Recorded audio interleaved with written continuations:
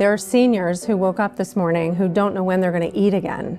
You are absolutely right. Across the nation, there are over 46,000 people that are on waiting lists, needing a meal, needing nutrition, needing support, that are just not getting it due to the fact that there is funding issues for the Meals on Wheels agencies across the United States. We have the ability, we have the means to produce meals, double to triple the capacity we're doing now, but just the fact we don't have the funding.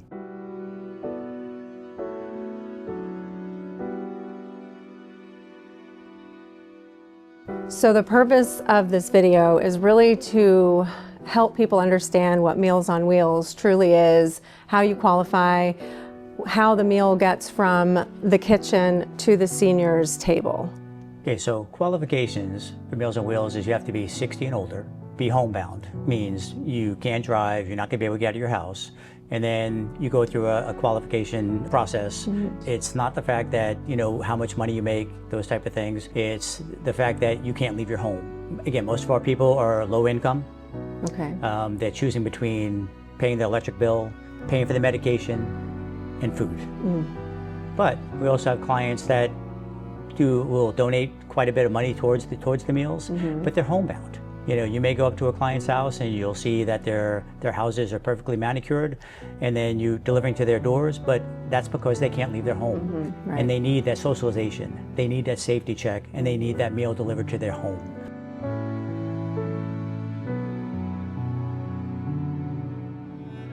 We had a client that was in their home, so we had a driver go up and knock on the door, and what they heard was a faint help, help.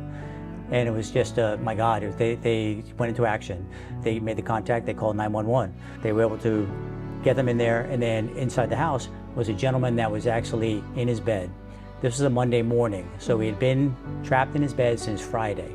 He was severely dehydrated. We found out from the doctors is that if he had been in that bed an hour or two more, he would have passed away. Wow. Because that's how dehydrated he was.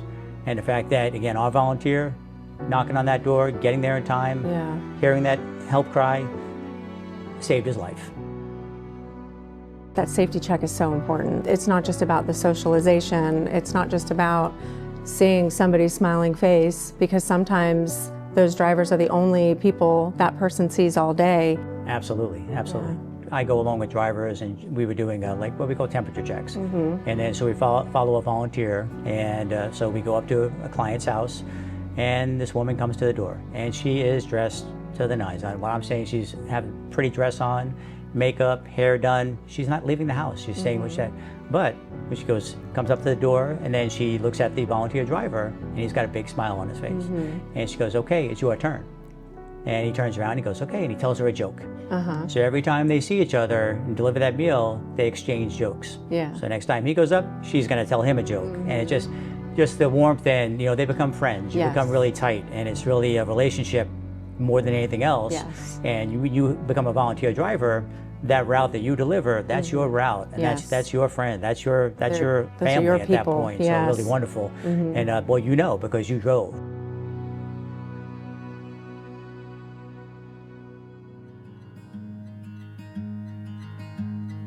So we have another program that I think people can really latch onto as well, and that is Pets on Wheels. So talk about that a little bit. Well, several years ago, we found out that a lot of our clients were sharing their one meal a day, that Meals on Wheels meal, with their pets. Wow. And, you know, that's a lot to share. So what we had a grant that came out for feeding pets. That grant we no longer have, but through donations and help with the Humane Society as well, we've been able to keep the program going. So once a month, we have volunteers that deliver pet food to about 40 clients. And that number continues to grow, but then they don't have to share their meal with their pets. And then again, the pets are socialization. We'd love to keep that going. And so anytime we do a call out, shout out for pet food, we usually get quite a bit. I bet, nice.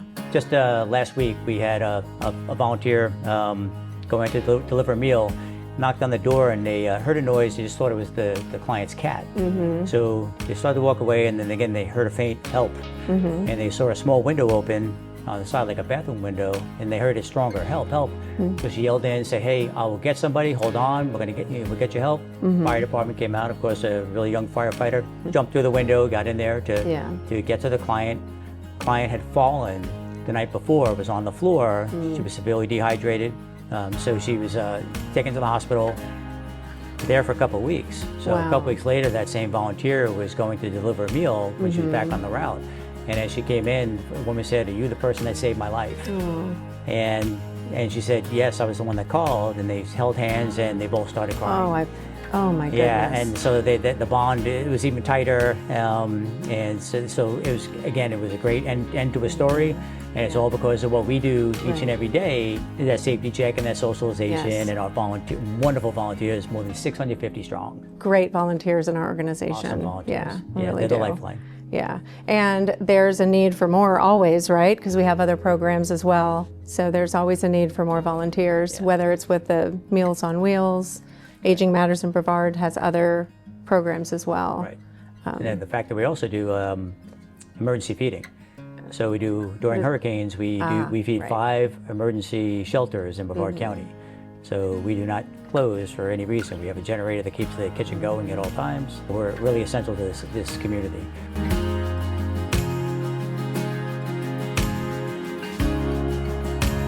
I love driving for Meals on Wheels. It was my favorite time of the week. And by the time you get to the site to pick up the meal, and by the time you're delivering your route, and by the time you're dropping the coolers back off at the drop-off site, it was probably about 2 hours round trip. I really enjoyed it.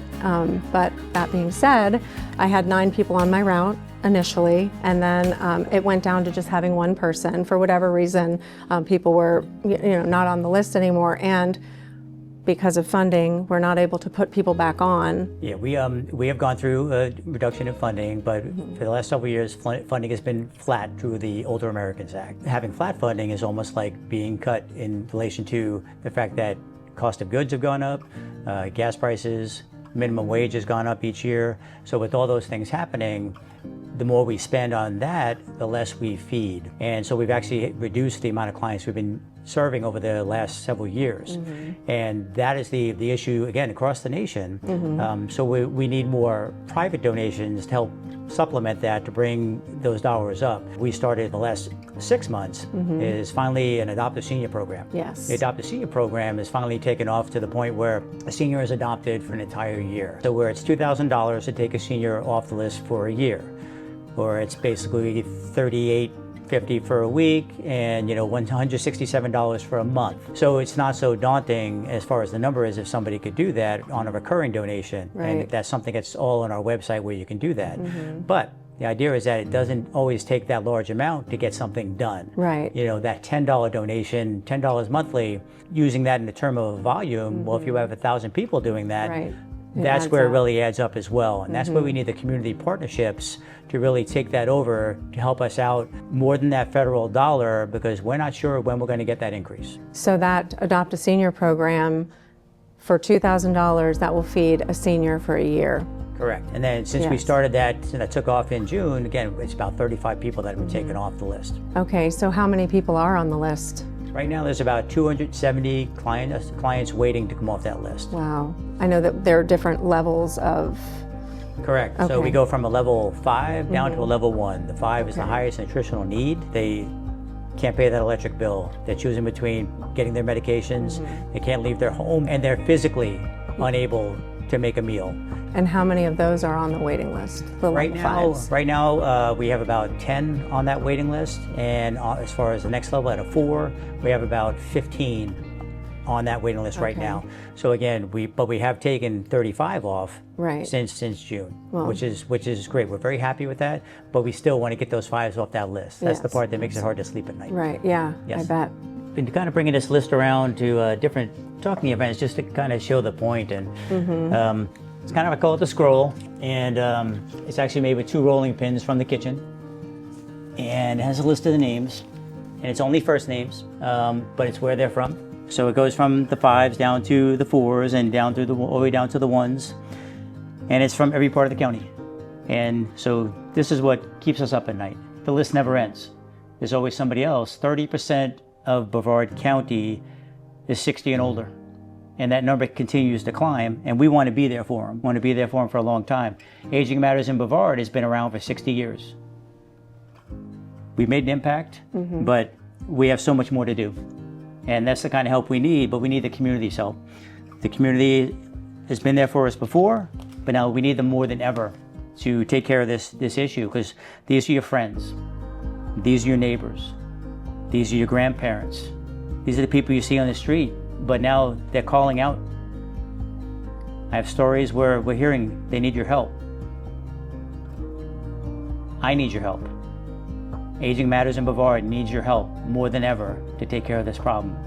No donation is too small, and it just takes a few dollars to make an impact. So please, please, reach out to us, agingmattersinbrevard.org. There's a donate button. And again, no donation is too small. But please help us adopt the seniors and get them off this list. We do appreciate you folks. You've been very kind to us, and we just know that somebody loves us, and you proved it for sure.